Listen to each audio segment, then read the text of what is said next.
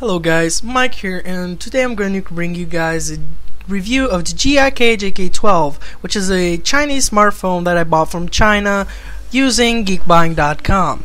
On the SoC we have an MTK or MediaTek 6582 Cortex-A7 at 1.3 GHz, backed with a Mali 400 MP2, which is a GPU. I'm not sure about the Mali 400 MP2.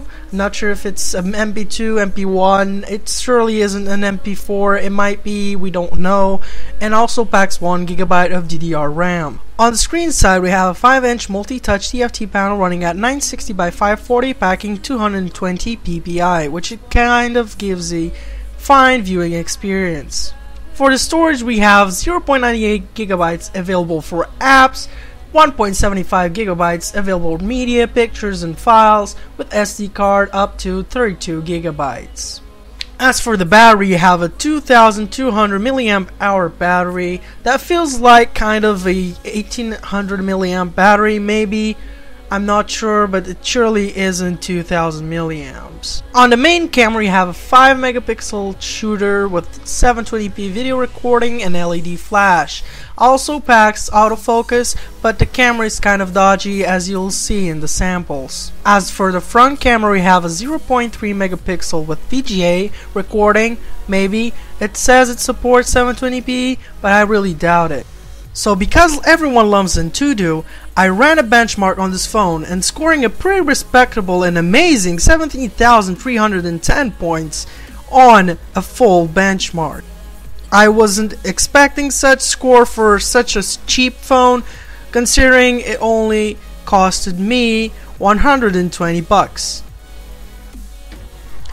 Numbers, numbers, numbers. Everyone blabbers about numbers, but what about real-world performance? Well, here I have a sample of me playing Dead Trigger 2 on this phone running on high graphical settings. It is amazingly smooth. I never noticed a hiccup on this phone, even though the camera might not show the same.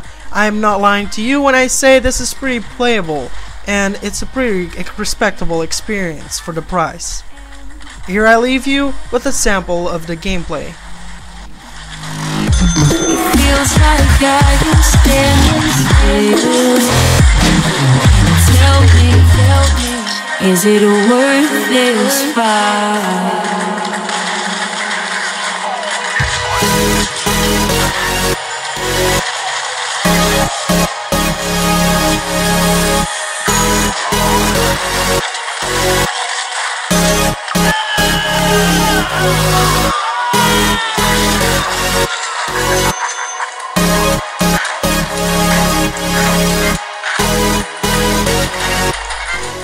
Also, by popular demand, Subway Surfers is tested on this phone because it's a pretty popular game that everyone knows how to run and everyone plays. So I'll leave a sample of this game as well.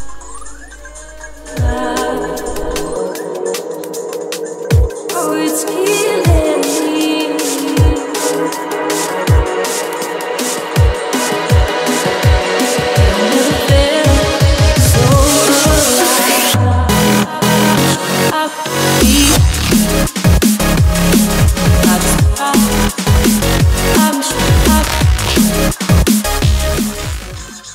As for the camera, it's a really low performer, as I said before. The stats say it's an 8 megapixel sensor, but I really truly doubt the statement. At most I'd give it 1.3 megapixels, which is incredibly poor for any smartphone range, even for an entry-level device. The video performance is equivalent to a QVGA camera, which in itself is horrible to even dream about having such specs saying 720p. A very disappointing 720p. I tried using my daily driver app for photo shooting, namely the Better Camera app, which it did help in terms of color management, but the graininess of the video is still there by the low resolution side. The secondary camera plays the same sad Moser tune all over again, not being very happy, not disappointing because it works, but the quality is just plain terrible. The build quality of this phone is kind of acceptable, even though I'd prefer to see more valuable materials. Plastic isn't such a bad of a choice, and the design is pretty good. No complaints here when it comes to the design and the looks of the phone.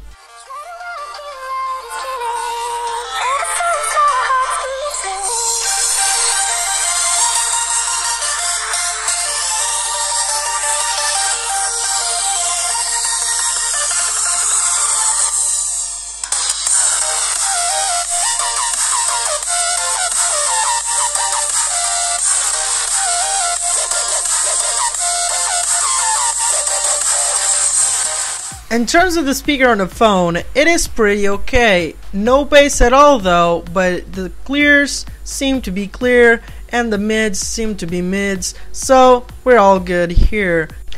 So overall, this phone is very fast in terms of performance. Storage is very tight, but it should be okay with moderate usage, even though an SD card is considered as a must-have.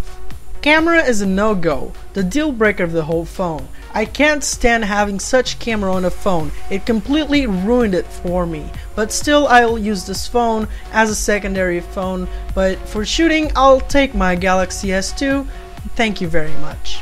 Screen is pretty okay, even though an IPS panel would make the whole difference of the experience on this phone. The TFT still does the job, but watching videos on this phone is a nightmare with the viewing angles being very poor. The design of this phone is amazing. I cannot tell how much I love the design of this phone. It's amazing, I love it, the lines are just right, it fits perfectly in my hand. And I can't complain about the build quality, it is pretty okay from what I'm used to. This phone will get an overall rating of 5 out of 10. Why 5 out of 10, you ask? Well, the camera is the huge deal breaker for me. Jiake, you can do better. I know it because I've seen other phones from your companies, and this camera is just a complete excuse for the camera. I don't know if this is some factory problem, but this camera is really horrible and it shouldn't even be considered to put on such a high-end device in terms of the spec on the SoC. Thanks for watching. Mike the Blue Fox signing out.